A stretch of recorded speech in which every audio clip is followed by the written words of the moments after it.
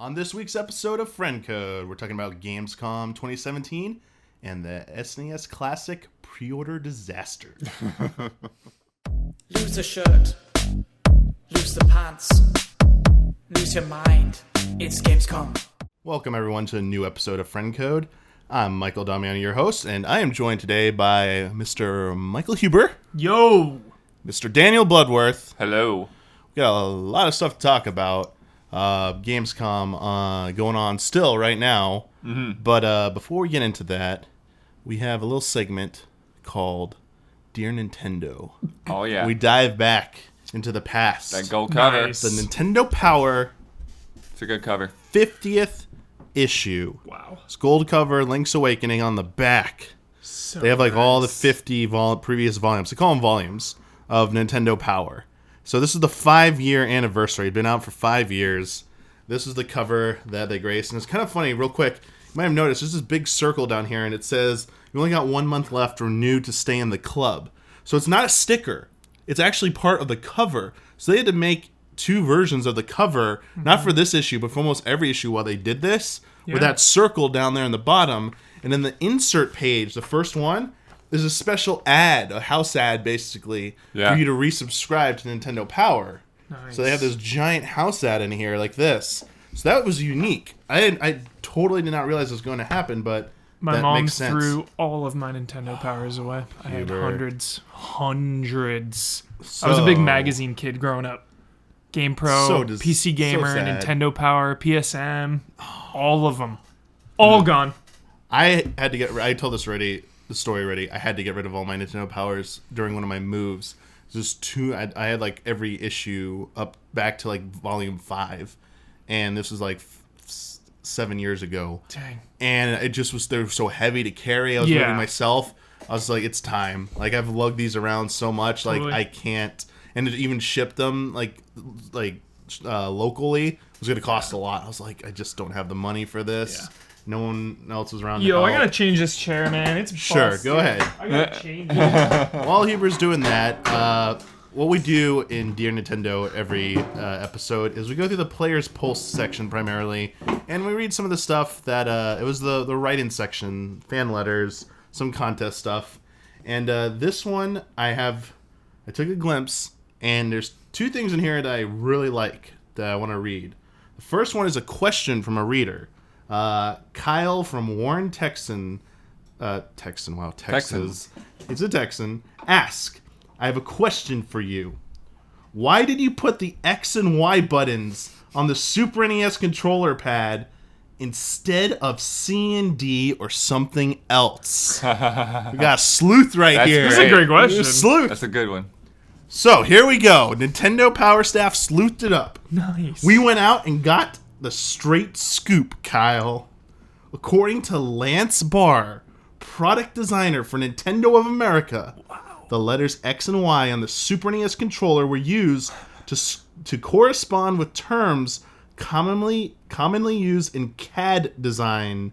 That's computer, isn't that computer aided design? Computer assisted drawing, I believe. Oh, drawing. Okay, I thought they said design twice. And engineering. On the controller, the A and B buttons are considered the primary buttons, while X and Y can be considered secondary buttons. This is the reason why the X and Y buttons are a different color and are shaped differently. Even though the buttons could have been labeled C and D or something else, and the fact remains that CAD design and video games don't necessarily go hand in hand, the X and Y designation seemed the most fitting. That's really cool. That is the official reason why in North America they're labeled like that. That's great. Alex from Victorville, California wrote in 3 Zelda jokes to share with Nintendo Power. How did Link win the basketball game for his team? He used a hook shot. Yeah! Next, what did Zelda tell Link when he couldn't unlock the door? I don't know that one. Can't even guess. That one's hard. I don't know. You were pretty good on the last one. Triforce. Oh, gosh. And the last one, What did Link say to Ganon when he captured Zelda? This is harder. This is harder. Like it's an enemy name is used in the phrase. Oh.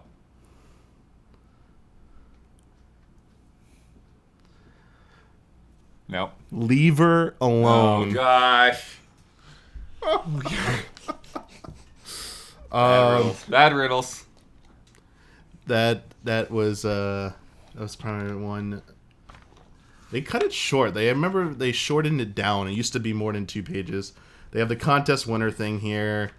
Someone got to go meet with the Simpsons creators. Got to meet Neil Patrick Harris and some other people. Basically, big Hollywood tour that was centered around. Yeah, they did a lot of that kind of stuff back then. Yeah, Dude, okay, here we go. I tried to skip Royal Rumble, dude. I have this game on Royal Rumble. Yep. Huber, we tried to I have skip it on the page, Genesis. so Huber couldn't see this, but Huber saw it. Dude, I love this Memory game. is here. Yeah, I saw Yokozuna on the next page, dude. I got hyped. Yeah. Oh, Randy Savage, Ted DeBias, the narcissist. Yokozuna! That game was fun. Crushed Ric Flair, Shawn Michaels, Razor Ramon. Mm-hmm. Good stuff here. Great game. Tatanka. It's a good one. Undertaker, nice.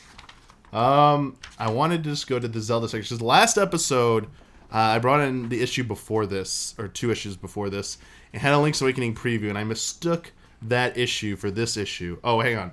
We gotta see what the poster is real quick. If I can even open it. What the heck? Come here, poster. Man. Sorry. Okay. Oh, this one's the lame one. Yeah, this is just the all 50 issues? That's all 50 awesome. issues.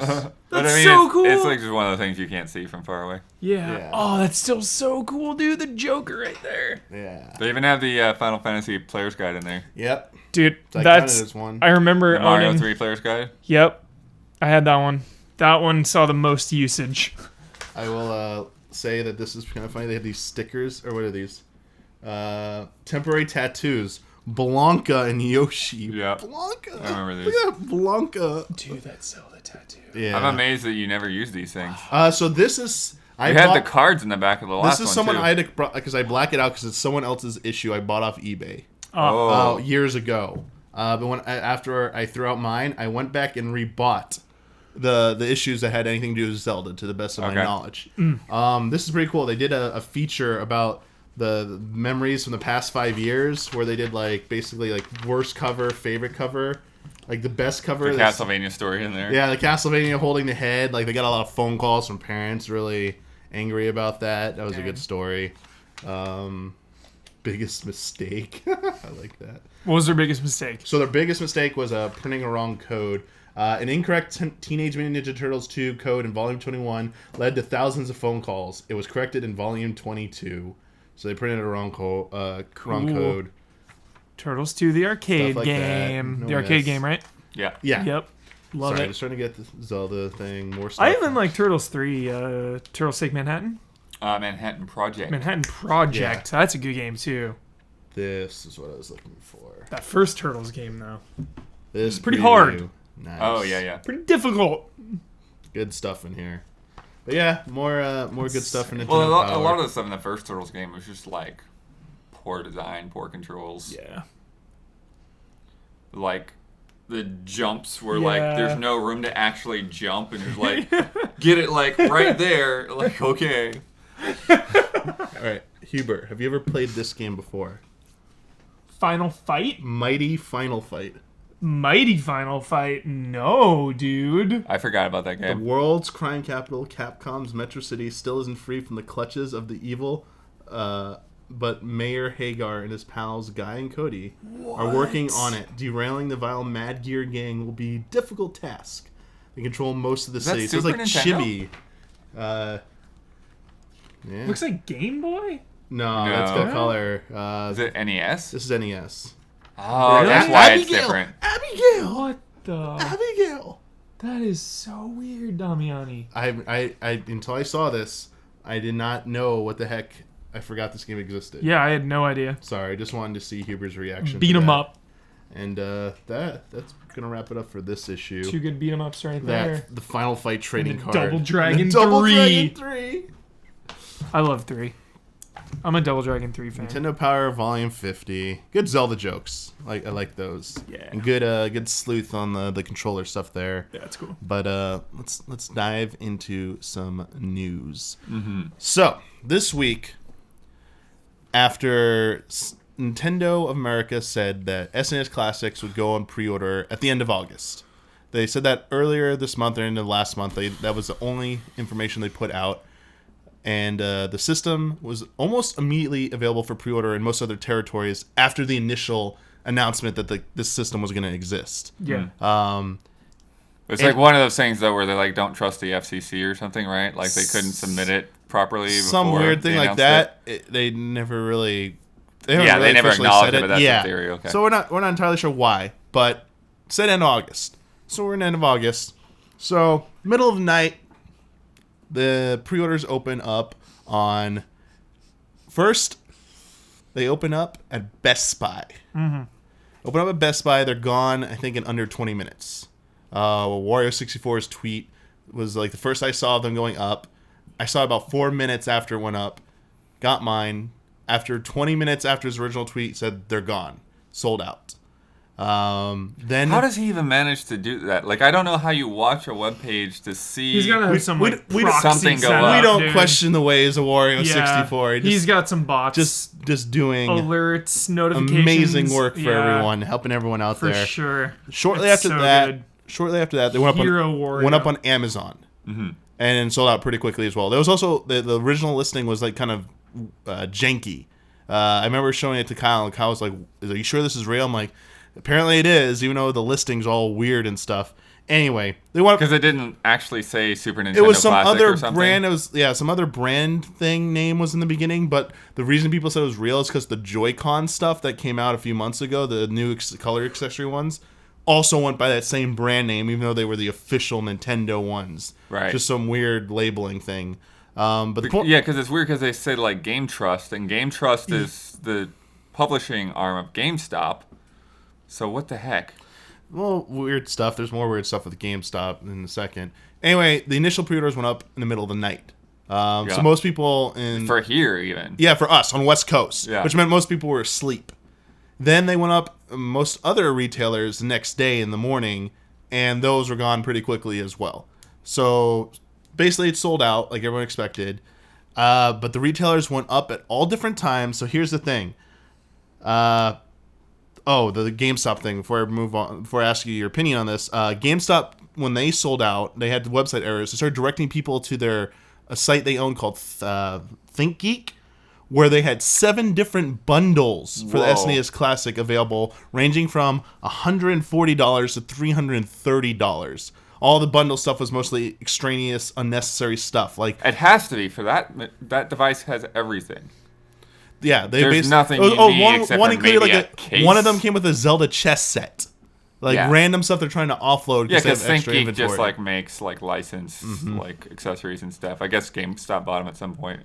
So, with the pre-orders going up at all different times, like bad times at night, not all starting at the same time, this situation has drawn a lot of backlash. Yes. Yeah. How do you feel about the situation? How do you feel about how Nintendo handled the Super Nintendo pre-orders? Super Nintendo Classic pre-orders. This is a item that many people want to purchase. And it is unfair for people that just so happen to be awake or just so happen to catch it. I would have liked it if they had gone 2 ways with this, okay? 2 ways where people can't complain and it is what it is. The first is you announce a time when it's going to happen. You let everyone that's crazy about it get ready, So everyone has a fair chance at getting one of these. You announce a time, you say it 6 p.m. Pacific time or whatever. Be online at Amazon. Like, pre-orders are going to go live, okay? So it gives everyone a fair chance. They could do that, or they could do another way, like MLB playoff tickets, right? I'm bringing the Dodgers into this conversation. No, this is good. So, like, playoffs, yeah. There's only 50,000 seats. There's way more than 50,000 Dodgers fans. Yeah. Not everyone's going to get to go. So what they do is have a lottery. Yep. You put in your email, you put in your name. You either win or you don't. So be it. I won the lottery, I lost the lottery. I either get to buy tickets or I don't. out of This luck. is But how- like this yeah. random, like from a huge company like Nintendo, holding this hostage, it's so disorganized, it's disrespectful to the fans. Like, just tell us a time to give us a chance and we'll be there. It's absurd. Yeah. Yeah. Well, I feel like either for me, like I also had like two kind of different options. Either like one, like you take pre-orders far enough in advance that your manufacturing can adjust to the pre-orders. Yep. So you're not like dealing with this limited product situation in the first place. Yeah.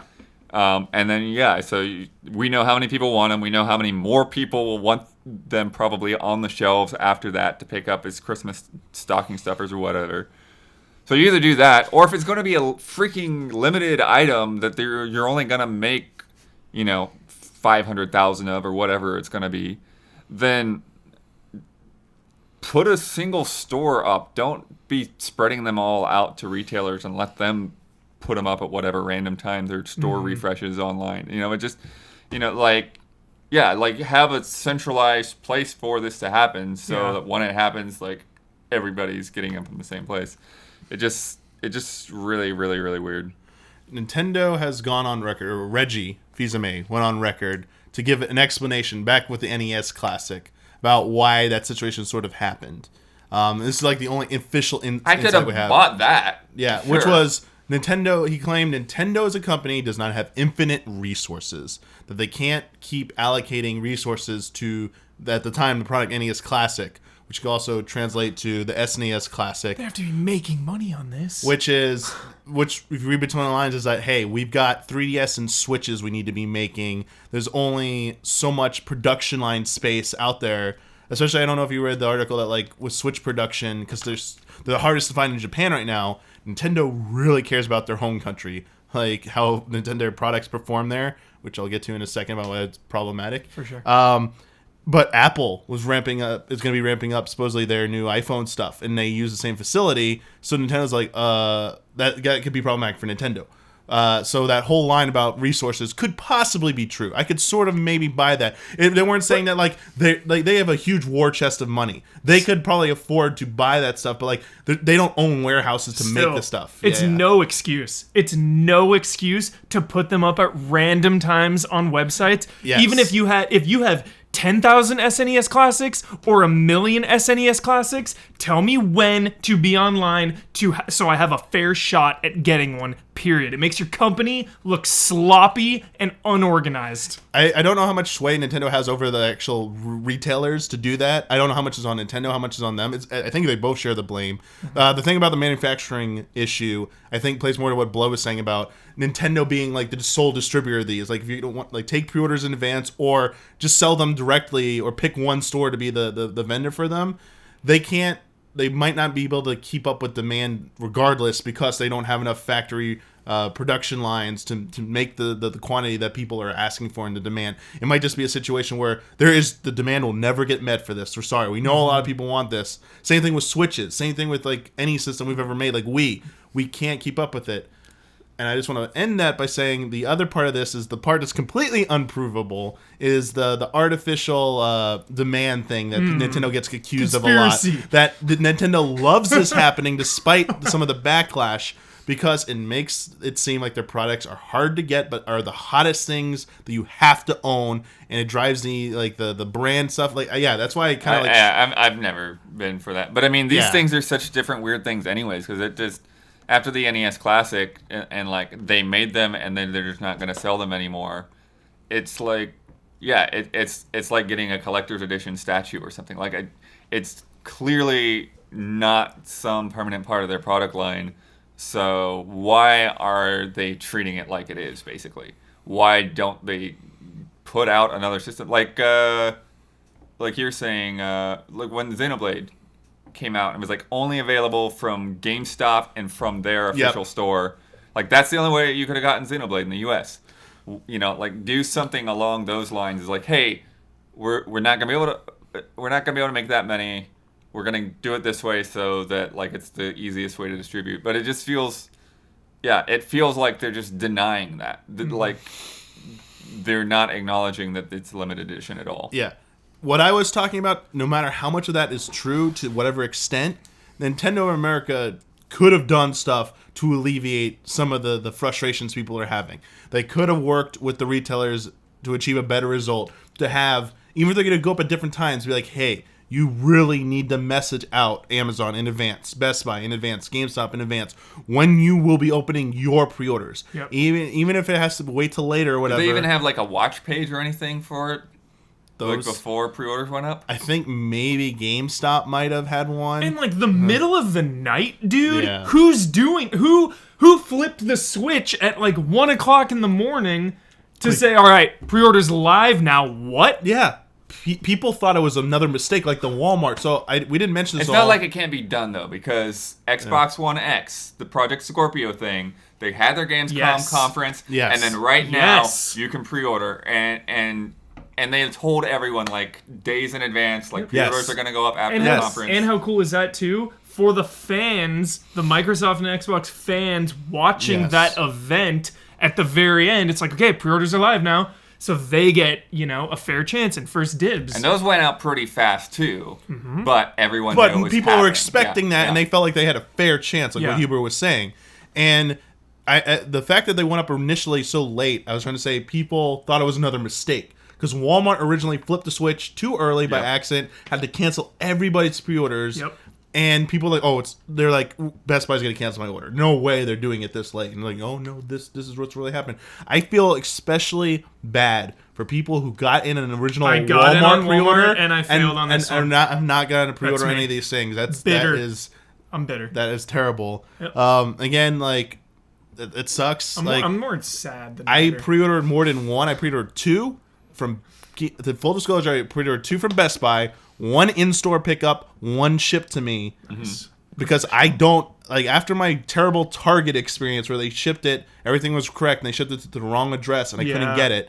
I don't want to take any chances, but, like, I swear to everyone, the other one will find a home, like, for, like, the manufacturing price. I'll not sell it sure. Yeah. I mean, like if another ally needs there's enough of us. It's going to one of the allies. I know I got a ton of Twitter messages. It's going to one of the allies first if one of them wants it. Then I'll figure out who. Tournament price. Jeez. But definitely doing that. But like I don't trust it, and I want it pre-ordered from UK from Game UK. Okay. I like that one. I like the form factor and the colors of the buttons better on that version. So if I get that one, I'll have two ones that I'll be like trying to sell or give away for like the actual price and stuff. Tell me, I used to bidding war and Easy Allies. No, we're not. But yeah, like I think this is, at this point, everyone's kind of like said their piece on this. Like Patrick Klepek wrote an article about this. Jim Sterling did a whole 10-minute video he put up today, like ranting about this. Like everyone's pretty disappointed about this. I think Nintendo, if they do a third one, NC Classic, they I don't know if there's anything they can really do. We don't work there. We don't know the full story, but they really need to try and do better. At the very least, they need what you said, Huber. They really need to get the time thing nailed down. Time and place. We know they're going to sell out. They know they're going to be gone. And then I won't feel bad about losing. Yes. Yes. I'll just be like, at least wasn't meant to be. Offer that. But like, if I'm asleep or something, or if I'm out and about doing my day-to-day like life commitments, and I come home and it's like gone. Gee, thanks. I would have made plans to be there, but yeah. Just a unfortunate situation all around, but we'll see. There might be more. They said there might be more shipments through the end of the year, so we'll see. Because I totally get that it's an exclusive item. It's a rare thing. Like I don't feel entitled to get one. It's just give me a fair chance. Yeah. That's all I'm asking. Well, again, but that's the thing though. They're trying to act like it's not. Yeah. Yeah, I think their attitude is contributing to the problem. Yeah. And one last little note before we get into Gamescom news. This is a bit of good news. So there was an article that went up early this week from Jonathan Holmes. It asserted two things. One, that Rhythm Heaven series is dead. Nintendo put the nail in the coffin on that one. And that Mother 3's last chance to come out in outside Japan, that ship had sailed. It's never happening. What? What? So that's what they said. They claimed their sources, but here's the good news. Nintendo. This is what crushed dreams look like. Nintendo's. Wait. So today, or yesterday or today, I don't Who's this forget. Jonathan Holmes. I was on Destructoid. Okay. Nintendo's Yoshio Sakamoto, the producer on a lot of the entries in the Rhythm Heaven series, told Eurogamer, the series is absolutely not dead. Boom. Absolutely not dead. They didn't say if like another one's definitely coming or when it's coming, but just flat out refuted it. Nintendo really likes to go the no comment route or just ignore it. They like, no, you're wrong. Like they had the producer. It wasn't the PR person. It was the producer. It was like, no, wrong. Big guns This is coming not. This is not happening. So yeah, that a little bit of good news is that Nintendo says that's not true. So But what about Mother? there's no word on that. I don't know if we have enough time to really. Sakamoto wouldn't be the guy to know that. Oh no, I know he Yeah. wouldn't be the guy to know that. I don't want to really get into the discussion. We don't have enough time to give it the proper discussion about what Jonathan Holmes' sources asserted why Mother 3 is not happening. It's a good talk, but we need a little bit of time. And I actually would like to have Ian on that discussion if we ever get to that. But that one's still up in the air. I don't fully believe the Jonathan Holmes story about it, why it's happening. Seems to err too much on was strictly Nintendo of America's decision, but we'll see. Maybe someone can ask someone, one of the producers, can get the Sleuth it up, Damiani. No, I don't know when you'd be able to get one of the Earthbound people to actually be around to interview them. We'll call Keeley. Itoi, or how do you pronounce it? Yeah, no, he's not. He's not even like at Nintendo. Yeah, like he's like an outside I'm trying to think of yeah. like what event and what you'd be able to get. Yeah, I don't know. Maybe there's a chance. Who knows? If you have a chance, ask about that. Anyway, Spread the word. Mother 3. Game- Let Blood finish the fight. Gamescom 2017 still going on. Nintendo had a lengthy schedule with a lot of showcases on their stream. Yo, real quick, is Finish the Fight from Halo? Did they? Pretty Yeah. sure it's Halo 3. Halo 3. Halo 3. Finish the fight. I'm sorry. Sorry. Sorry, guys. Let's start with Super Mario Odyssey. Yeah. Yeah. Had multiple streams, but they all Koizumi came out on yeah. stage. There's funny, like they called their streams from Gamescom like Red Cube. I don't know if it's something that Red UK has Cube. been doing before that or what.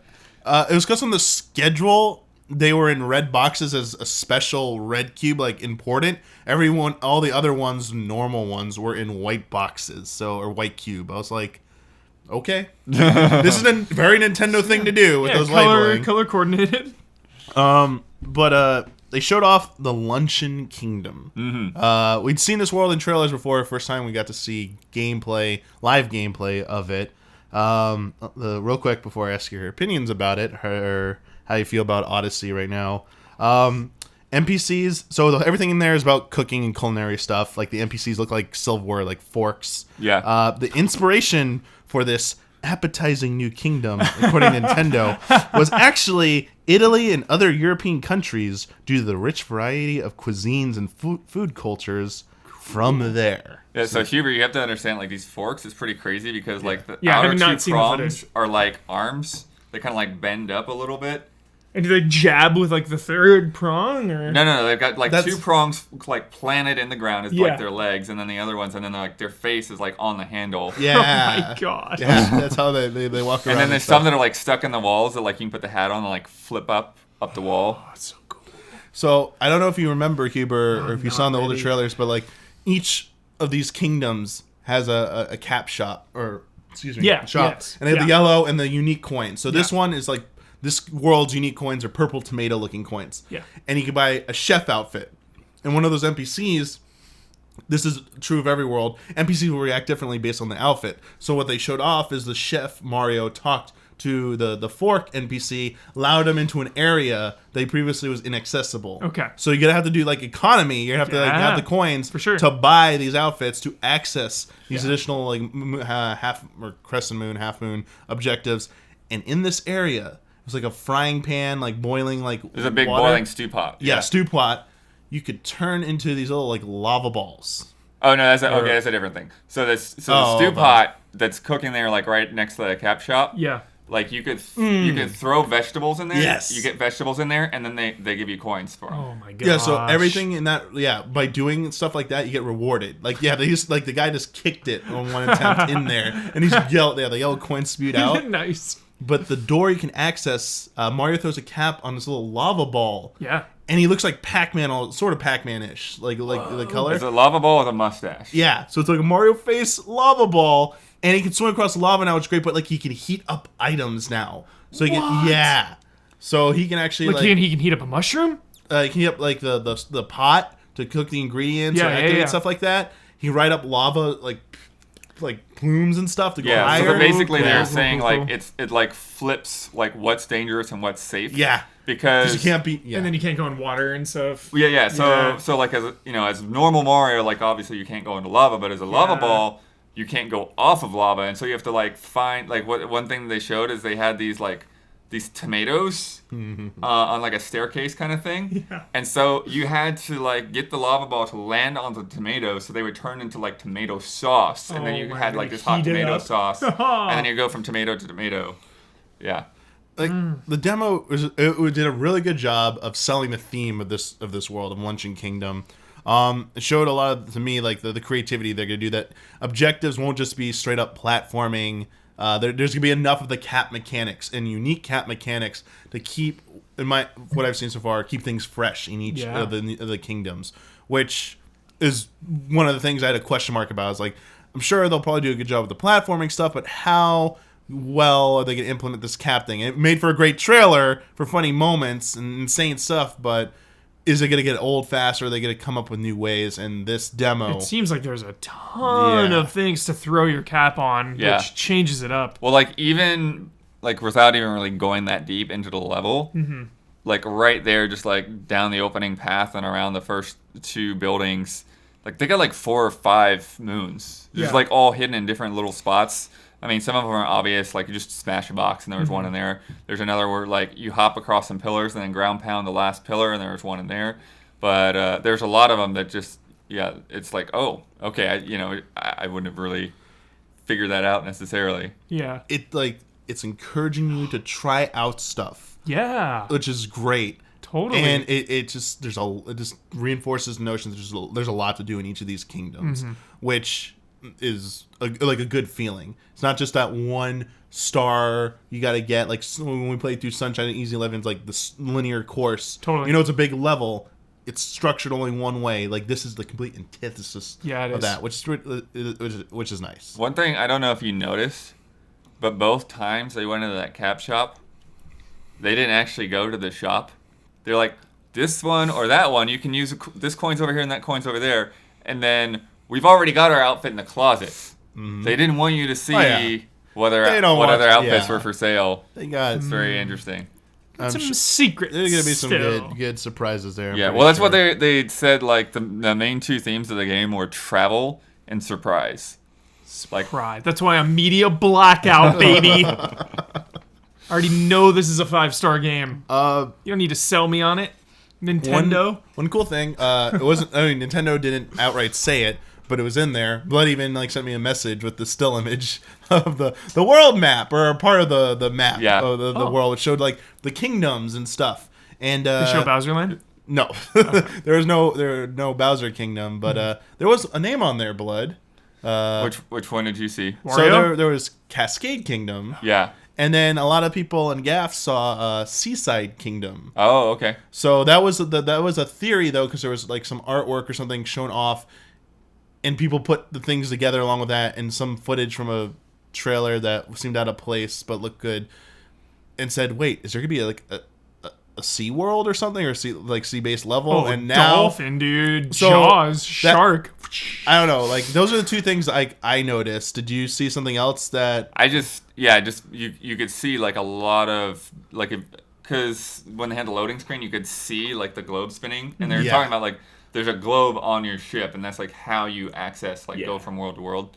And so you could see not only like the large kingdom names, but they had like a lot of like sub objectives and stuff. Like it was like they were mapping out where things were on the world a little bit. I like it because maybe there's a hint like the geography actually matters, maybe possibly, or it gave me the impression that like there's going to be a lot of kingdoms in this game, at least like more, probably a minimum double the amount we've seen so far. I would guess would be my best guess, at least. Cool. But it was pretty cool. They only played it for a little while. Like I don't know if Nintendo usually has these things about not showing like loading screens and stuff. I remember Breath of the Wild. They're like, don't show the loading screens and stuff because hints would reveal stuff further in the game. Yeah. And so I think maybe this was like the person stream delays and stuff. Maybe they didn't want to show that scene and no whoops. One of the things that I thought was cool is so later on. So after you did the lava bubble thing, not in that little room, but in the main overworld, they're Hammer Brothers. Yes, that you can take over. Totally. And they're like chef versions of Hammer Brothers because they're in this kingdom. And so instead of hammers, they're throwing frying pans. And so you're using the frying pans to smash these cheese rocks, which they had total lore behind because they're like, it's like a really hot, arid climate, and cheese gets like really hard. If there's no moisture. Oh my gosh! And so that's why there's these cheese rocks all over the place. So you're supposed to like smash through the cheese rocks look for secrets. But they were talking about with Hammer Brothers, like when you fight them, like the challenge is that they're always really hard to predict, and so they made it so that when you're controlling them, it's the same way.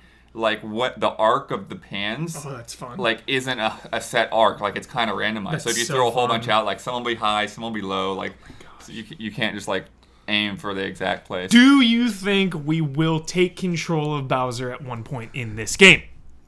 And it's not beyond the realm of possibility. In fact, someone even wrote in a question asking us if we think that's how if that's going to happen at one point. It's going to be part of one of the boss fights. Yeah, I think so. Yeah, that would be amazing. But looking good, and people at Gamescom think so too, because Mario Odyssey took home Game of the Show for Gamescom, Best Console Game, Best Action Game, and Best Family Game. I didn't even know Gamescom was doing awards now. Okay. They did their awards, and it's those coming Mario up, dude. Yeah, Mario is October. coming. October 27th. Yep. Yeah. 27th, the biggest day in pop culture history. October 27th. Coming up. That wasn't all Nintendo had at Gamescom. They had a lot. The other thing they did a big push for, Metroid Samus Returns. What's your hype level for this, Damiani? You're a big Metroid man. It's been growing on me a lot ever since the initial reveal. I think this is going to be a big deal. Yeah, I still have some reservations, but it's growing on me for sure. But yes, as Damiani was saying, like Sakamoto was there, as was one of the guys, the lead guys from Mercury Steam. Cool. Yep. I think the biggest thing is a takeaway in terms of new information, because they did go over a little bit of the old stuff. They showed off new stuff. They talked about and showed off new power-ups and new abilities, and specifically there's these new 4 Aeon abilities that have been added, and they described each of the four of them. One of them is called Scan Pulse. Allows you to scan the environment for hidden paths you may have missed. Detective mode. Find upgrades, stuff like that more easily. Well, it's like, you know how like Metroid and Castlevania games, like you see the map as you walk through that world? Yep. So this pulse like puts out like a radius around what you've already uncovered. So you can see more of the map. Cool. Lightning armor. Nice. Generates a protective force field around you that nullifies any physical attacks. Ooh, but not. Phase drift. This looked the coolest to me. Phase drift slows down time around you. And like the clip they showed, there are these like lasers going like crisscrossing up a vertical thing, and they activated it so they could like weave through them much easily to get up higher. And then beam burst enhances your beam's power and fire rate. It just looked like a barrage of like missiles and stuff coming out. It looked like OP, like super OP. The thing is, but that's the thing though, is I don't know about the scan pulse, how necessary that is, but the other three seem pretty necessary. Like they've got things built around them. Like you know how in Metroid there's always like these blocks that like when you walk across them they just kind of crumble. Yep.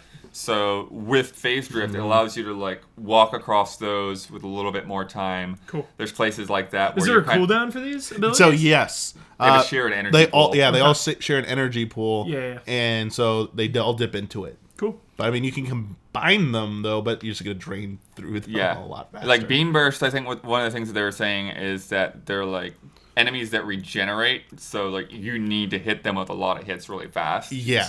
And So, like, then disintegrate them. Yeah, like That's and cool. then I'm sure there's something with lightning armor. It was the same kind of thing where it's like you kind of need to use this to survive some big area of effect attack. I'm sure. Yeah, there's probably like because they showed off Omega Metroids. I'm sure there'll be some ridiculous attack, like almost like a Tank Buster type attack on Samus, where you pop that lightning armor, it's just gonna like boom, take that attack, turn it off, and then you're safe. I can see turn it off, then turn on the beam. If you can combine phase drift plus the beam burst, that could do like massive damage, slowing down time. I like the idea of constantly having to use these. I hope that the cooldowns and the energy is not too big a hindrance. Like the idea for me that you're phase shifting and shielding and beam bursting and kind of like flipping these on and off as you're going through the environment sounds. Well, if you have 2 out of a really time good. with it, Hubert, you can get an amiibo. Yep. That will give you Yes. a tank that will double your amount that you can store. Yeah. Yeah, that's one of the amiibo things. Yeah, a few, like 4 amiibo that are 4 have different amiibo. effects. Yeah. Sakamoto Amiibo kind of gave like hacks. a non-answer. Someone did ask about the amiibo. They asked specifically, "Do you think there's too many?" And they said, "No, fans love this. It's just Will enough." Samus armor be in Skyrim on Switch? No, Maybe. but might appear in something else. We might talking about it a little bit. Another thing they're talking about that was really interesting was I don't know if you saw this at E3, but you can now you can stop and like point the beam in any direction. You did can, see like, Yeah, aim the beam in any 360 degree Yeah. aiming. Yeah. when So you cool. aim at something that would use the grapple beam, it automatically changes their grapple beam. You don't have to select it. Yes. Oh, that's Yeah. I saw that. And I was like, "Thank you so much." That is a. And the other thing that idea. they showed is like if you're going, if like there's like a little step here and there's like a morph ball tunnel, like she'll automatically transmission into that's the so cool. morph ball into the tunnel, so you don't have to like ball up and then jump or bomb into it. Yeah. Pretty That's nice sweet. stuff. So a lot of little they highlight a lot of little things like that with animation. Another thing that's gonna be really useful. I mean, it's obvious as heck. Is the map bottom screen. You can draw on it and stuff, and like make markers and stuff. Like label. okay. So you can That's a game changer. So you can label That's really on the cool. map. You can label. Yep. I came in this room. There's clearly a Like secret path question here. mark here. Like imagine like all the older Metroids are like, crap. Where's that room again? I'm gonna Totally. have to backtrack forever. That's gonna be a thing of the past with this, but it's I like pretty that a obvious. They did show off this really cool new boss sequence called Digger Knot. And it chases. It's these mechanical claw things that just tear through the environment. And it chases Samus in like an escape sequence type thing, and it's just like this frantic thing of this giant thing that's like coming at you. That looked really cool, and it was like a different type thing that they really haven't done in a previous game. They obviously did an escape sequence. It's not with like a boss fight also incorporated in it, coming after you and stuff. So that was like looks. I'm just curious with that mechanic. It's a little weird because it did seem to just be chewing through the environment, and you're trying to race through it. So I'm just wondering if it's going to be sort of like Fusion, where like you just can't go back to an area and like you miss power-ups and stuff. That hurts. I would lean towards probably no. I bet there's some way to go back to those areas somehow. Like they'll just be changed, but Sure. you definitely can go. I'm gonna assume you can go back. They to did talk them. about having teleports, which was interesting. Yeah. And they talked about how it's something that's a little bit more unique to the Metroid 2 map, because the map is kind of like you're constantly going downwards and then branching out. And I don't know how much they're going to change in this game, but it's not like a typical like Super Metroid where you kind of loop back to the same area as a bunch. Like it's like you're descending stage after stage. Yeah, man, that was the original Metroid 2. You backtracked within your individual area, but once you were done with it, you pretty much never Move went on. back there ever. One interesting thing they talked about: by meeting certain conditions in Metroid Samus Returns, you'll be able to unlock is it Chozo or Kozo blood? Chozo memories art. These art scenes will show off new details of the Metroid storyline, including some elements we haven't seen before. Whoa. Apparently, one portion will let us see something about Metroid that we could have never imagined. Whoa, New dude. timeline lore information. Dude, Metroid Always made Prime. me a little nervous. Metroid Prime 4 Oh, tie-ins, perhaps? After Other M stuff. So here we go. Even some of the stuff that's in the comics, I'm like, I don't know if I'm fully on board with this. Yeah, especially with Sakamoto. That's a good point, Blade. I was jokingly saying this might be the Metroid's midichlorians moment. Oh, where no. They Have faith. Hubert Have was faith. getting excited. Have faith. Well, it's funny because you mentioned Metroid Prime 4. Yeah, real quick. total There's an tie-ins. interview with Sakamoto about his work working with the external developer with Mercury Steam and how that process was. And they eventually asked about Metroid Prime 4. Someone interpreted the answer as Metroid Prime 4 is being developed externally as well, but that's not what the answer really says at all. It's just... They basically says, I'm not the producer on Metroid Prime 4. I don't work on that series. Someone else is doing it, but they'll probably have the same philosophy like that we have here. I have, or everyone at Nintendo has. Like, non-answer, basically. Yeah. But, like, I could almost reading that statement, I was like, Sakamoto seems that he's put on a face where he kind of has this weird dislike of the Prime series, or like they filtered it out as not even canon at one point. I still don't even know if he treats it as official canon storyline wise. That's weird. He was pretty involved with it. Yeah, well, it's Tanabe. Kensuke Tanabe was helming Retro with that. With Sakamoto was just like had oversight on that, but it was Kensuke Tanabe was the producer, especially announcing Prime 4. The theory is even though it's a placeholder name, still like coming out and saying, "Hey, Metroid Prime 4." Yeah. Well, insider people have said that there was some animosity back in the day between Sakamoto and Retro about the acclaim that the series got, and some people asserting that it was superior to any of the 2D Metroids, which he kind of took a little too personally or to heart. And then now after the games he's made since that seems then, like a lot of weird conjecture. I don't know. But I mean that was one of the things that was going around, but obviously no one would ever talk about it. And you bring it up in an interview. I wish I would have been there to hear the tone of his voice. Like that could have been like a clue about when he's talking about Metroid Prime 4, because his answer is just like it can be read as very basic and just non-answer, but it also come across as blunt if it depends on tone. But anyway, no new Metroid Prime 4 info. Yay. So that was pretty much all there was for Metroid. Yeah, one thing there's another thing that I didn't quite catch. Do you know what the Metroid DNA is all about? Like when you kill Metroids, you get Metroid DNA. I don't know what, like they mentioned it, but I didn't understand like how that benefited. I didn't see any of that explained in any of the press. Like Nintendo put out nice press releases recapping all the key information. None of that went into that. Yeah, for whatever reason. But the Metroid fights are super different than they are in Metroid 2. Oh yeah. Like before, it was basically, like every Alpha or Omega, whatever they were, like they had essentially the same attack pattern, and so like Omegas, like they were a bit bigger, more beast-like, and they would start shooting or whatever. But now, like, we've got these things, like, doing all kinds of crazy stuff, like shooting beams, like doing tail whips at you, like pounding the ground to have stuff fall from the ceiling. And, like, that's another place where, like, the lightning armor would probably come in. So you just, like, shield yourself from that until it goes into a phase you can actually attack. It did something where, like, it put... because they all still have kind of, like, the Metroid thing, like, in the middle of them. Yeah. And that's still, like, their weak point. But it like grew like a shield, protective shield over it. That's really cool. The alpha. So that one still flies around, but it's got like teeth and stuff. Yeah. But now it can like shoot fire, and so what you would do is you would use the ice beam to like freeze its core, but then it would in response like dive into the lava to melt it. Oh, so cool. Yeah, like all this crazy strategic stuff, and then the little like cinematic kind of things when you come up to him to like take him out or whatever. Yeah, I mean it all looked like a good sign for what they're doing with like the AI of the fights. The boss fights are really fun. Under Nintendo's supervision, like people need to lay their fears to rest about like Mercury Steam, because that was like the big brouhaha after the reveal. It's like, oh no, those guys made the handheld Castlevania Lord of Shadow game.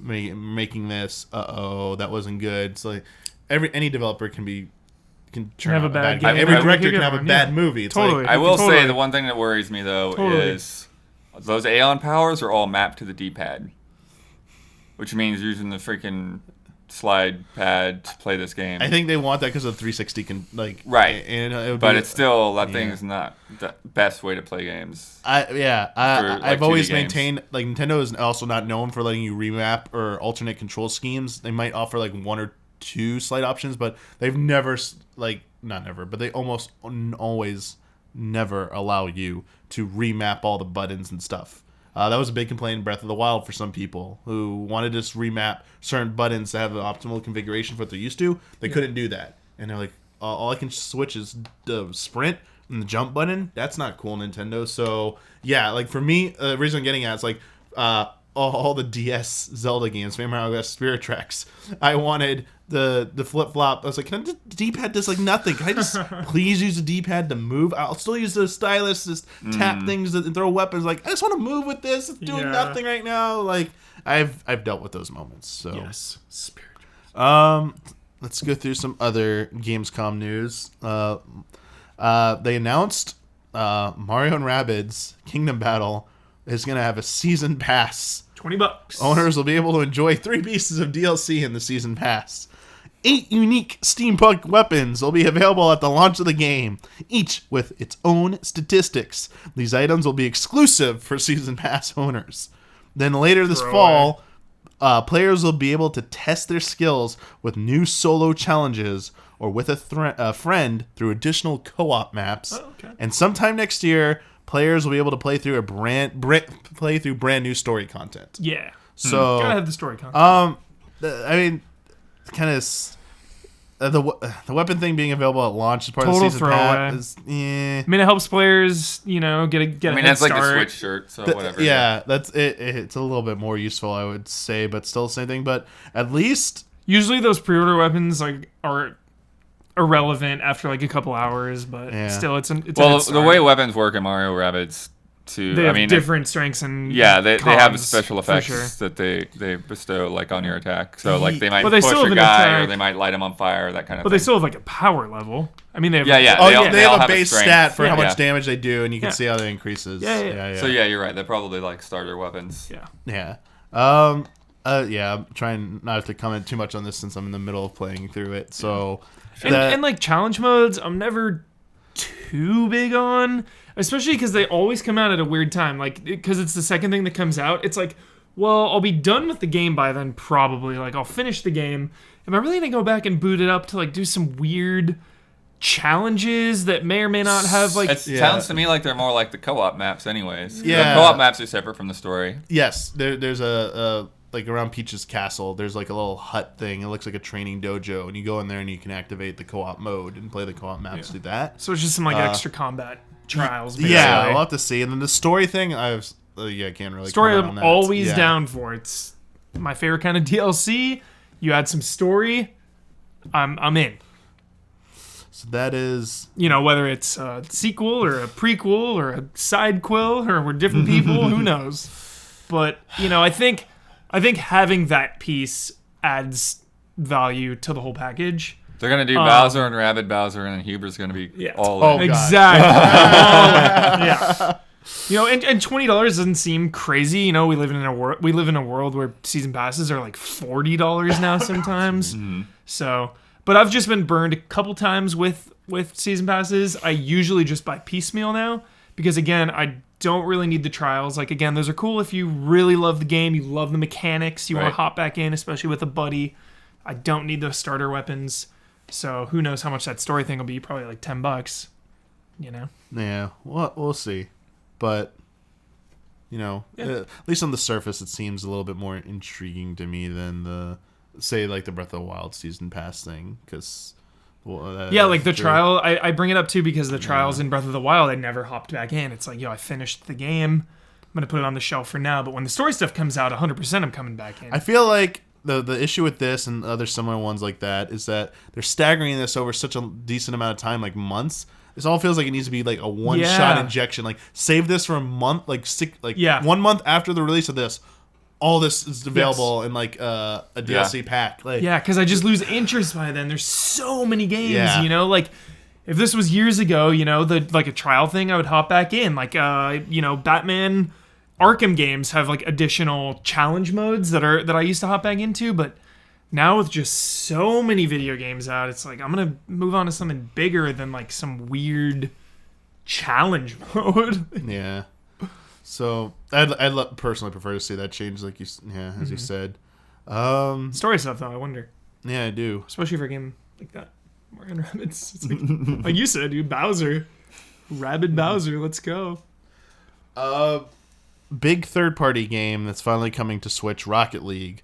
When it was Big first get. announced at E3, they talked about exclusives to the Switch version. Finally revealed what those are. Portable. New trailer revealed that you're getting the Mario and Luigi NSR vehicles and a Samus gunship car. Dude. All Samus gunship. All of these will be free and exclusive to the Switch version. Players on the orange team can use Mario NSR, Samus gunship, and the blue team can use Luigi NSR and a classic Samus color variation of her various suit. So cool stuff there. Cool. But you have to unlock. Players will still need to unlock these in game by completing certain requirements. So they just won't be turned on. Sure. You got to do something to do that. So that's cool-ish. Yeah. Like, it's all free. So it's only going to help it. I mean, and it's nice to have Rocket League coming to Switch. So a bit of good news. I think, it's a big get. And I don't know if you saw the picture of the cars. I thought they looked pretty cool. So definitely something I can get behind for that. Absolutely. And for people that have put, thousands of hours or what have you into Rocket League, this is a different enough version because it's on the go. Yeah. So, I mean, that's just that by itself is big. If you just had a reliable network connection on the Switch, when you're on the go, that would be perfect. Yeah. For something like this. EA confirmed that, or at least revealed that FIFA 18 will run at 60 frames per second in both docked and undocked modes when it comes out to Switch soon. It will run at 1080p 60 docked and 720 60 undocked. Perfect. So there are some people concerned. It's not exactly the same game as what the other consoles are getting. But there was still some concern that was like, it's not even going to run at 60 frames. Yeah. So they put those fears to rest. I mean, we'll still have to see when it comes out if that's true. Right. But they're at least coming out and saying that now to kind of give still a little bit more confidence in people. Second, third party game, like a little bit positive news. And then on third party front again, Telltale. I don't know why it took them so long to do this, but Telltale finally officially confirmed that both the Guardians of the Galaxy and the Batman their series are coming to Switch. Oh, so they'll be on there. That's nice. Which Batman season 1 and 2 or I don't know if it's both okay. Telltale series and Batman. What's the whatever the new Enemy Within. Enemy Within. Like, Thank you. and Yes. Batman Telltale. Okay. Yes. Both seasons. Yeah, and also Minecraft Story is apparently coming new too. story season is coming. Yeah. Cool. For whatever reason, they're being coy about that for the longest time. Like, they would give non-answers, so they finally said, yeah, they're coming. It's coming. Like, definitely happening. So, good news there. So, some good third-party news third-party coming loving. out. There's a lot of other news for Gamescom for smaller stuff. Like, I didn't even get into any of the Fire Emblem stuff. Like, there was just a lot of new character and information that. They also talked about Xenoblade Chronicles 2. They did like a 50-minute gameplay demo. Showed off the in-game. You got to hear the character battle voices. You got to hear more of the soundtrack. You got to see the battle system. How's the battle system? So I have the details. Ben Moore say I have the about the battle details. I have system? the details of the battle system here. I will say I was a little concerned. The game looked a little framey in some parts of the demo. I don't know if that was a stream or that's the game. It looked like that. But anyway, here is the breakdown from the demo of Xenoblade Chronicles 2. So in the lower right corner has a series of attack icons, and these take turns charging up at various speeds as a number symbol slowly counts up on it. Essentially, when it gets to level 3 get it to the level 3 with the proper combination of moves, you'll be able to unleash a summon-style strike. You can also summon smaller, less effective versions of that attack at level 1 or 2. So basically you have to wait for the power at the max level, unleash the full potential, or you could burn it earlier and do a less effective attack. Lower left corner lets you change your characters. Characters take turns charging their individual attacks. The upper right corner has a small skill tree style menu that displays how the right combination of various attacks can flow to create the bigger ones. It's kind of like the system in Xenoblade 1 Forget all the names now. We need Ben here because he recently played through it.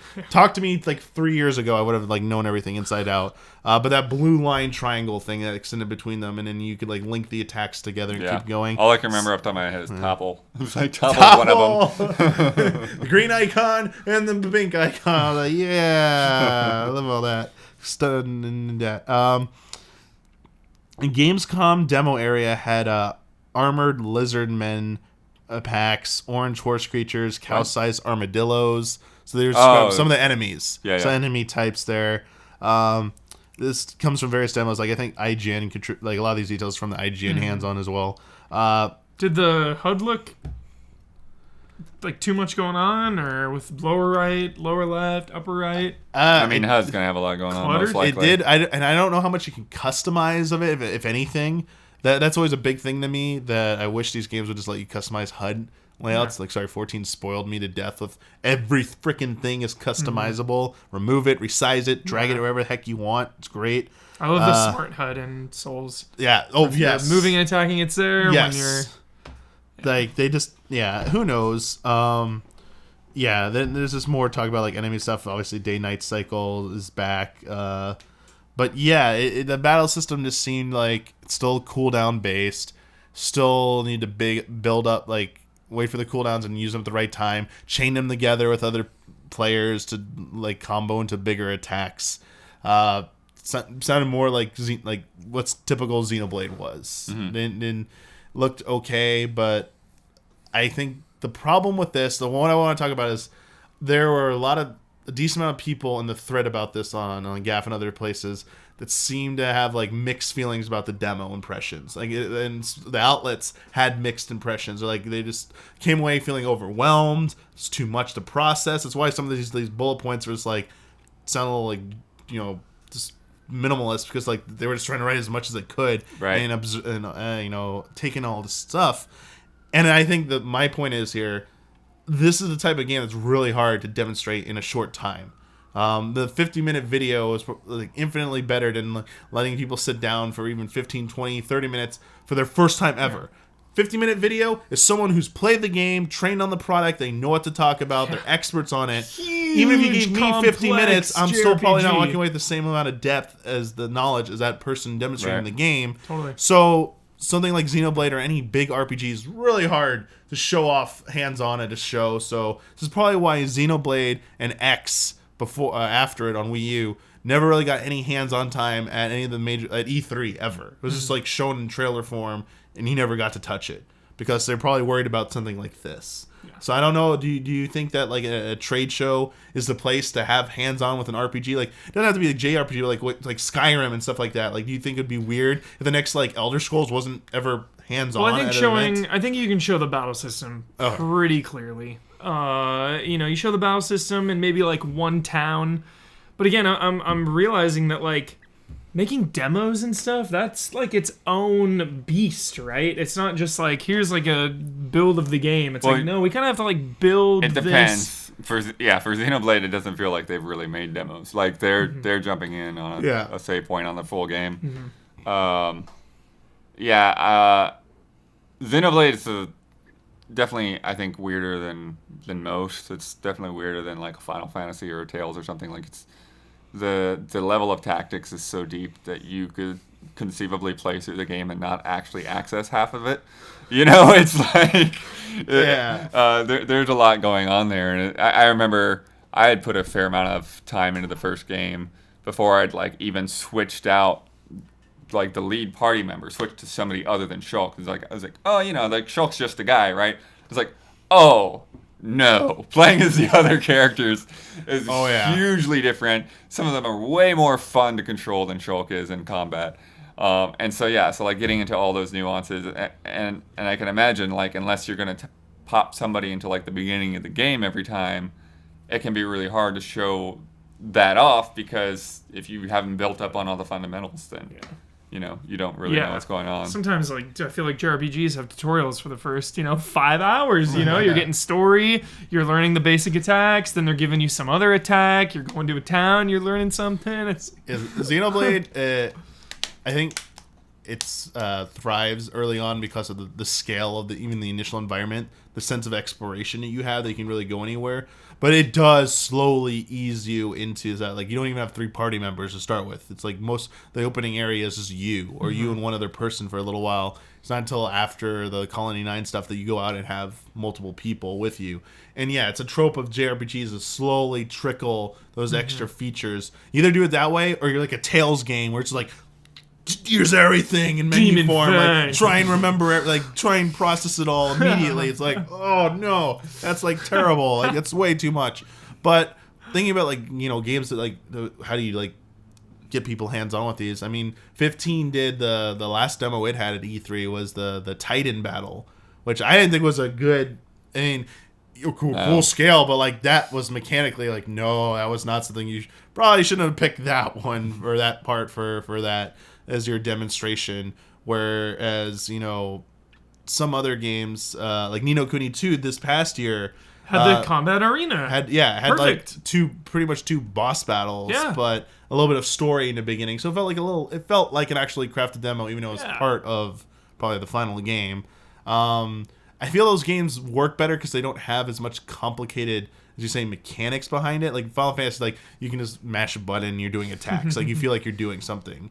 Ni no Kuni, it's real-time attacks mixed with menu, like spell-based stuff that you can have to like conjure up. And it kind of feels like you're doing something all the time. Whereas Xenoblade, it is definitely a more unique battle system that like people are going to wrap their heads around, because it does draw a lot of comparisons to like MMO style combat systems with the cooldown wheels and stuff. It's just, oh, is it one of these systems? Like I hate this. It's like a real time. Whereas that's, hold on, like give it a chance. Actually try it out and see that there's some depth here. How do you convince people there's depth in 15, 20 minutes? They're still trying to learn everything. Yeah, that's kind of what happens. But, totally. Tough. But Xenoblade, we'll see. Still slated for this year, but no firm date yet. You ever watch like some of those expert videos where they like go up against like some of the hardest boss of the game, and they just basically combo their way through the whole fight and annihilate them? I'm just like, I don't know what you just did, man.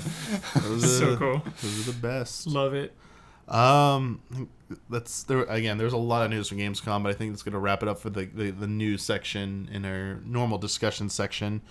And time to move on to the final section of our episode, the last call, where if you are a $5 and up patron, every week before bars closing. Yeah, every week before a new episode goes up, that Sunday, around that Sunday Monday time frame, I make a new post where $5 and up patrons can submit any questions about Nintendo. As long as the questions related to Nintendo, we'll consider it for the podcast. Excellent. So we relaxed the rules on that a little bit. Throw it at us. So gotta see, do one or maybe two questions. The first one, I like this one, from Axel Droxler, says, "Hey allies, let's play Pitch the Mashup. After the unexpectedly positive reception of Mario plus Rabbids and the success of Hyrule Warriors, what would your dream IP mashup be? Condition is you have to pick one Nintendo series, one third-party developer, and one gameplay genre. What would you do?" I feel like I've done this, but I can't remember what it was. It's just so hard. We kind of talked about it around E3 time. So it's been enough time, I think, that if you have some other ideas. I think we're keeping it like mostly Nintendo stuff, like Nintendo crossover. We do that a lot, but mixing up like dream things. Like, I don't know how go insane. Like Resident Evil meets something. I feel like Devil May Cry and Metroid could somehow exist. I don't know. Oh, Devil May Cry and Metroid. Yeah, you know, you get like crazy Samus and Dante co-op moves. I feel like that's a match made in heaven right there. They would play well with each other. The secret is that the new Metroid Prime 4 is being made by From Software. Yeah. Oh my goodness. Oh yeah, everyone would love This is Ian's new greatest game of all time. Oh yeah, that's right that. I mean, we've talked about that a million times. That's like one of the most obvious candidates. Is Castlevania from Software? I mean, that's. Yeah. I don't know how many times we've said that. I mean, I think it would be funny to cross over the Mario universe with like StarCraft or one of Blizzard's like things. It's like That's a little similar. So different like developers, like one Yeah. of the most Western developers you can get with like Nintendo's like family friendly, you know, kind of like image. How Mix about- those together? How about Mario Cross Streets of Rage? Mario Brawler. Luigi. No, what? Action brawler, let's go. Beat 'em up. The Genesis of the Mushroom Kingdom have had enough of Mario Brothers. The Mario Brothers aren't gonna take it. Stand. Like Luigi with a lead pipe. Sounds so cool. They were actually plumbers this time with their kits. Wrenches. Oh, okay. Let's go. So that's a good one from Huber there. Yeah, I don't know. Like, they definitely could do like some kind of like trading card game or card based game. They're a little late to the party, but they're too late now. But they could have. They could have easily done that. They could have done it in MOBA easily. Don't need any more card games. You know, but they could have. There was a window where they could have gone. Oh, anyone can, MOBA. Damiani. They could have gone in the MOBA scene. They really like hired like a third, like teamed up with someone who either had like a imagine if they went to the. If they got to like Valve before they wanted to do Dota 2 and be like, hey, we have a proposition for you. We hear you want to make Dota 2, but what if we lent you the Mario or Nintendo characters? Oh my gosh. And we do a little like a partnership here. You developed the game, so it's gonna be a MOBA. You can use our characters. I don't want You can use this. our characters. No. Use our characters. Please, no. Valve makes, you know, the defense of the ancients, the defense of the Nintendos. There you go. Gosh. It's funny because actually so many of them have been done. You know, like Mario's been in Tekken, Mario's been in Oh yeah. I mean, NBA Smash and is like the SSX. ultimate, right? Yeah. But that's like mostly like their own like IPs Yeah. crossing. Yeah, like I really would like to see them work with people they really have not worked with. Like I would love to see after they're done with Red Dead, like Rockstar and Nintendo team up for something. Yeah, That'd be cool. just an Kojima. open world, more action style game, or Dude, let's story driven, like cinematic game like that. Like an Bowser adventure game. origin story from Kojima. David Cage. Yeah, Quantic Dream. I mean, I just want to like go to weird places, man. Yeah. Hell, like I mean, they make everything now. But like Telltale does like a Nintendo 5-part story series, like That I Trouble could in the see. Trouble in the Mushroom Kingdom. For real, I could see that.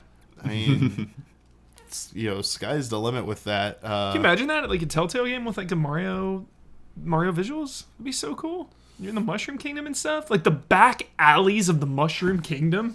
Oh, like Detective Mario Yeah. on the case. Little Goomba comes in as his client. Shows him the missing picture. Missing Koopa Troopa. Best buddy. Want you to find him down. Oh, No. you know what? We probably actually kind of need. Well, they did it before, didn't they? Which I was thinking Star Fox Ace Combat. Oh. But they did. Namco did do that Star Fox Assault. I don't know if that was the Ace Combat team though. I think don't that's know probably if that somebody was else. actually them. I thought it was an arcade team that did that. Just making those Because it was trailers supposed would to- be so cool. You do like a Ace Combat trailer, and then out of nowhere, Star Fox choo choo choo comes in. It'd be so fun.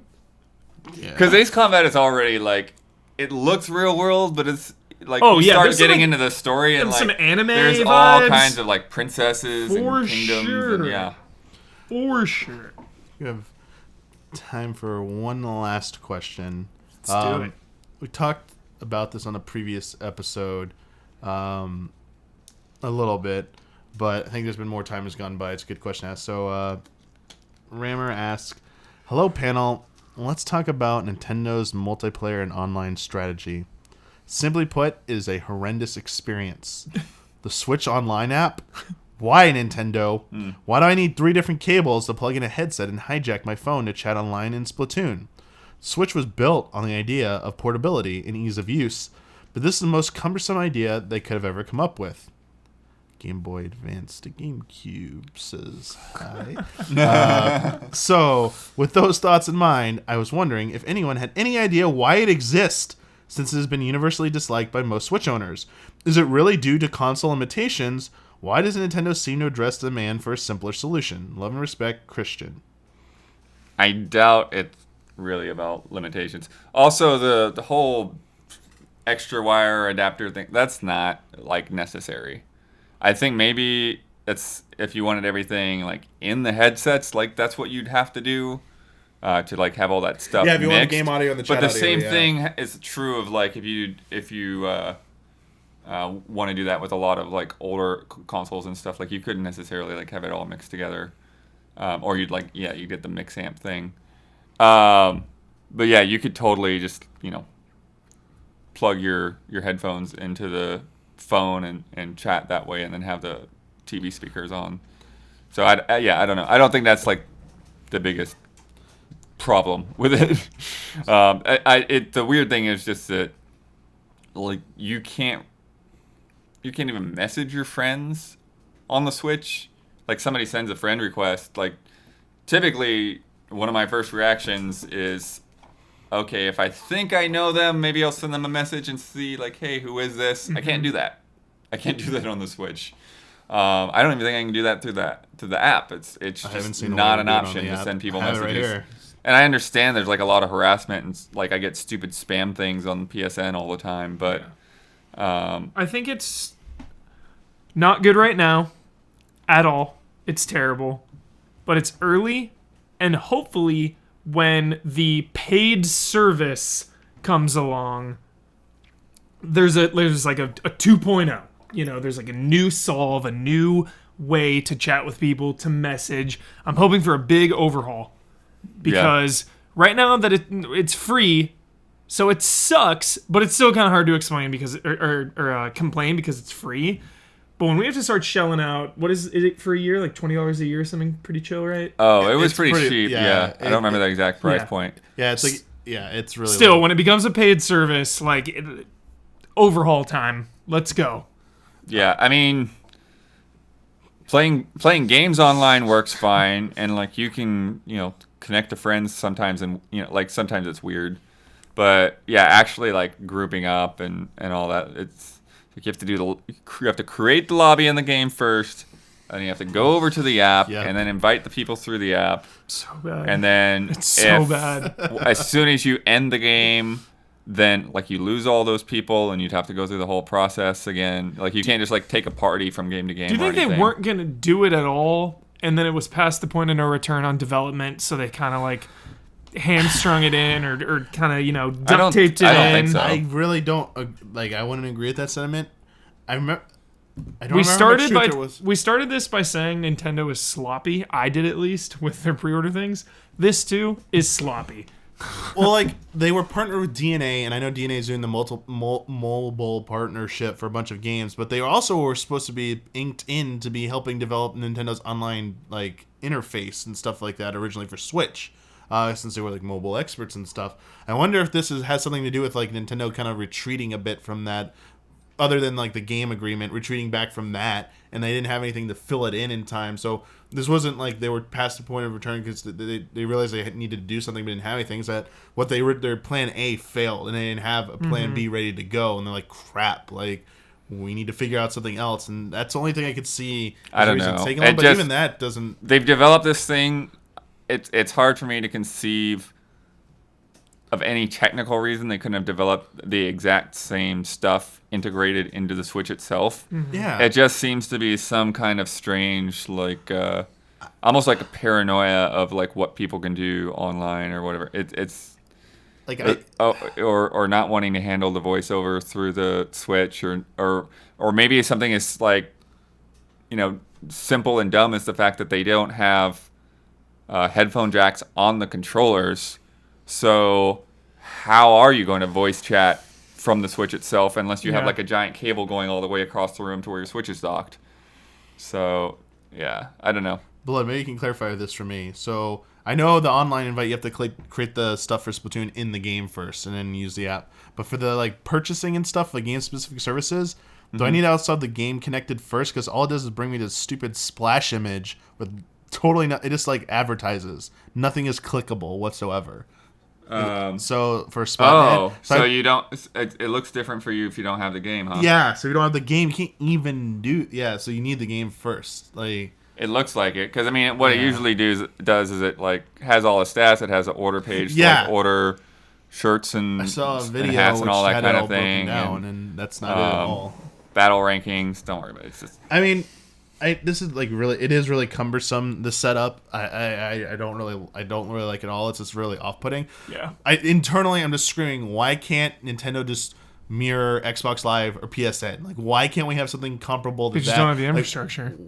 I mean, Xbox Live is expensive. Think about like that. if they really want to go that but route. this is basically sort of almost there, but they're just not doing it on the Switch. And again, like, I just have to wonder if it's because, hardware-wise, that we don't have a headphone jack, so I guess we gotta put the headphones somewhere. That's why I was saying that they didn't realize, until it was too late. It's like the machine was made and but there's more to it than that, though, because yeah. like the whole friends system is a bit weird. I mean, it's good about discovering which friends have a 3DS and the Switch and all that, and you can add them that way without having to go through the whole friend code process. Yeah. But I mean, it can change though. It's not finished. So while I don't like it, there's still hope. The sentiment out there that it's like always gonna be this way, I think is a little misguided, because like Xbox and PlayStation have, like, online has changed so much over the years. So Nintendo really hasn't proven otherwise, I think. Exactly. Like, they're not exactly. Xbox Live. They don't offer anything at the level of PSN. Of course. I think some people, including myself, will give them like till sometime next year. Like, okay, get your stuff together. Once the paid service. Yeah. Like I want a big push when that goes into effect, a big overhaul. Like, this is the new design, redesign, new store, new voice chat. The virtual console finally. Virtual console, that's the day. Yeah, it's some point next year. I feel like it does that. I feel satisfied. Then it's okay. Yeah. But going forward, I really wish they would stop launching without a lot of this stuff in place or figured out. Like, it makes me wonder if the system was really rushed out or something. But who knows? But thank you for that question, Christian. Again, if you'd like to submit your question for Last Call, head on over to the post I make each week. Find on a patron, submit your question. I'll choose 2, maybe 3, depending on how much time we have, and answer your questions. So thank you for those. Thank you to you both for joining me this late on a Friday evening. We're a little late. Yeah, a little late. Apologize for this going up later than usual. You're probably not used to this. You're probably used to this going up on Sunday. This is very likely you're not watching this on a Sunday, regardless if you're a dollar patron or not. Getting all right. early Everyone's access. watching Game of Thrones. Yeah, but thank you as always for your support. And until next time, see you on the next episode of Friend Code. Lose the shirt, lose the pants, lose your mind. It's Gamescom.